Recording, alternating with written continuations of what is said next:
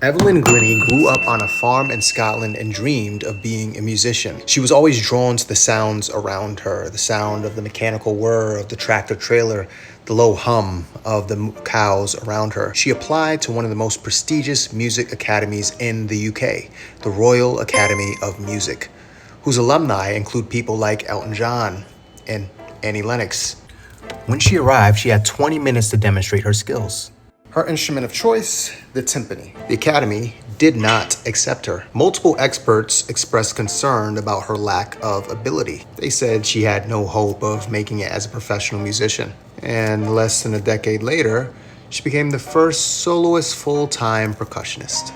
Now, normally, drummers and percussionists aren't usually the ones that crowds flock to see. But she was so talented that she would sell out 100 concerts per year.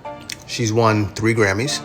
She's been knighted by the Queen. She won the Polar Music Prize, which is the equivalent of the Nobel Peace Prize for musicians. Now, here's the thing. When the Royal Academy of Music said that she didn't have an ear for music, they weren't technically wrong, because Evelyn Glennie technically didn't have an ear for music. In fact, the world's first solo percussionist at that level is profoundly deaf. Obviously, this poses quite the challenge, playing music and not being able to hear, but she had a teacher by the name of Ron who asked her how she experienced music.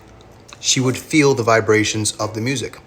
Higher pitches would be in her head and in her mask and her face, and lower pitches she'd feel in her feet and in her legs. She started viewing her entire body as an ear. She found a way. She'd put her hands on the wall, feel the vibrations, and they do little fun challenges to help her master her skill. And what Evelyn said is there was never a major distinction between hard work and having fun and playing.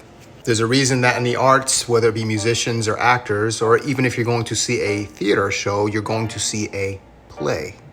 The actors are playing. Well, I don't know about any other actor, but I like to have a sense of play with my work. I like to enjoy myself. Hard work is a given.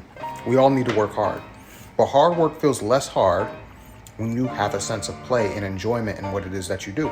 So I'm sharing this with you for a couple reasons. One is, how dope is that? Evelyn Glennie, a deaf musician who goes on to win 3 Grammys. How amazing is that? Makes you think about what your untapped potential is, huh? 2 is, yes, work hard, and also play. Play during your work. Find ways in which you can enjoy what it is that you do. Look, the vision, the dreams that you have were placed on your heart from God. And it's up to you, between you and God, to bring that into reality, not only just self-serving, but because you have a voice, you have a unique perspective, and the world needs it. So dare to make life a canvas, dare to make it beautiful. Till next time, peace.